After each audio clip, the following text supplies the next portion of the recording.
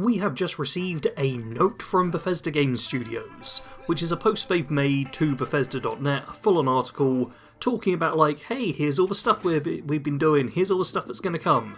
And I just want to discuss it all and talk about why I'm not probably as excited as they hoped I was going to be.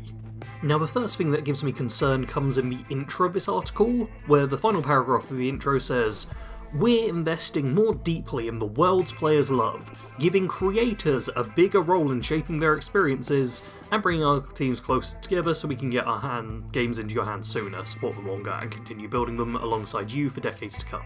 Now, I skipped through the second half of that, because the second half of that's fine. The giving creators a bigger role is a bit of a concern for me right away. You might think that's weird, given that I'm technically a Bethesda creator, but creations creators, I'm pretty sure what they're talking about here, and that just reads to me like, oh, we're going to shove more creations into this all, and you'll see that very shortly, because they almost double down on it and point out, yep, it's going great for us, which is concerning, because it is a whole paid mod system, and Bethesda games got so big largely due to the modding scene, which kept them relevant many years after, because there was always new content. And while I don't innately hate creations or anything, and do think people who are working on projects deserve to get paid, it's also worrying that I feel like Bethesda may start just making worse games and expecting creators to fix their games for them. Speaking of which, Starfield continues as the next bit, and they point out that there's over 17 million players that have logged almost 1 billion hours to date. Yeah, that does sound good. The thing that pops up in my brain right away is, well, it was on Game Pass. It's still on Game Pass, in fact. A lot of people played it on Game Pass, so I'm not sure how many players have actually stuck with it, but you know, almost 1 billion hours, that's, on average, something like 50 hours I saw someone post, so that might be a lot, though I do know, so I feel like Starfield is sort of a Marmite game, you either love it or hate it, to some degree. And there's a lot of people who will just play it for like 4 or 5 hours every single day and have done that for the past year or two. And then there's a lot of us who spend a fair bit of time with it, but then went, oh god, it's so repetitive, it just keeps doing the same thing over and over again. So I'm curious about what the actual average playtime is for this game. But yeah, they're talking about doing some updates in year 3, which I'm sure they'll do some. They said targeted gameplay improvements and additional updates. The Starfield stuff is always like so minor. I feel bad for people who are waiting for new content that isn't just creations. They're also preparing launch of Starborn next year, which is I imagine going to be the last big DLC update for the game, because they've been holding off on Starborn for quite a while. Hopefully it's already good. But they point out on here that more than 40% of players already customize their experience through creations, and will continue investing in creators, and giving players new ways to make Starfield their own. Yeah, this is more of a doubling down on the creation system, and it actually feels weird to me that it's more than 40%, because that feels quite low, given that there's quite a few free creations. That means that, like, over half the people playing Starfield haven't even claimed, like, free creations and have them enabled, which is something I've done, and as you can already guess, I'm not a big fan of creations, but Bethesda definitely is, because in their Created by Players section, they say, this year marked another major milestone for creations, with its expansion to Fallout 4 joining Skyrim and Starfield. We're proud to say creators have already earned more than $10 million in royalties from their work. So that is a lot of money. Like, a lot of money, and they're pointing out that, oh, the creators have earned more than $10 million, and I'm like, I don't know what the split is. How much are Bethesda taking from that? If there's anyone in my audience who is a paid, like, Bethesda creations creator, do let me know if you're aware of what the split is between what you get and what Bethesda gets, because then we can work out roughly how much money Bethesda have made from creations, which is something they really don't have to put work into, so it is a passive money-making thing for them, which is why I'm imagining that they're just going to double down on it more and more and more, and probably leave a lot of holes in their games and just go, oh, the audience will fill that up with creations, and we'll get paid extra for it. Now, I'm aware I've been a bit of a Debbie Downer, but there is some good news in the future of Fallout. where they point out that Fallout 5 remains our long-range destination, but they also have multiple Fallout projects in development right now. 76 is still going on, and apparently has almost 73 updates released so far, which feels right. Kado, Genesis, and I did like a tier list of all the major updates, and there's a lot of them. 76 gets a lot of updates, and I wish Starfield got like even half as many in the same time frame. And they also announced here that there's a major Fallout 76 expansion planned for next year, Raven Rock, which is a prequel story to Fallout 3, because Raven Rock is like the big enclave off island? It's like an oil platform sort of base inside of Fallout 3 that the Enclave have, and if you've played Fallout 3 you'll be very familiar with it because it's in the main story. You go there, you probably kill a bunch of Enclave people, and then you leave. So this is going to be some Enclave content coming to 76, which I know is something a lot of those players are going to be fans of. However, if you haven't played Fallout 3 before, then goodish news! They have confirmed that they're working on remasters for both Fallout 3 and Fallout New Vegas, though they're not announcing any dates. So we still don't know when these are, but we have like official confirmation that both Fallout 3 and Fallout New Vegas are getting remasters. I do wonder if we'll get them both at the same time, or if they'll be staggered like 6 months to a year apart. Honestly, I'd be fine with either. Now, the final bit of Fallout news I want to go over is that they have confirmed a new Fallout project is being worked on collaboratively with Obsidian Entertainment.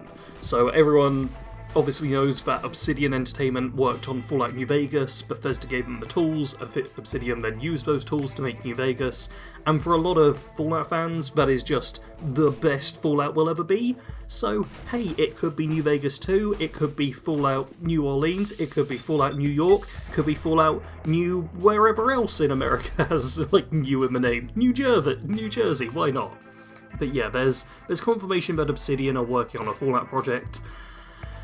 Once again, no actual information, just we'll have more to share in the future. Which, really isn't much.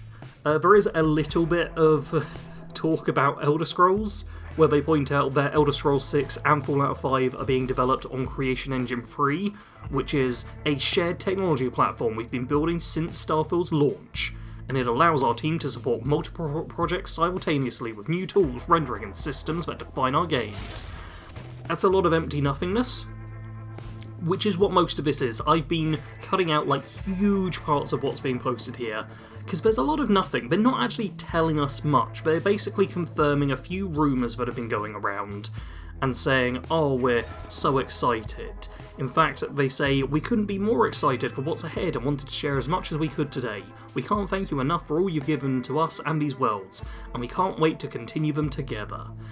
So, yeah, it's a lot of nothingness, and the part that actually kind of bites the worst for me is we're investing in our technology, bringing teams closer together, supporting our live games, expanding into new forms of entertainment, and developing the next generation of Bethesda RPGs. It's like, oh, we're doing so much for everyone.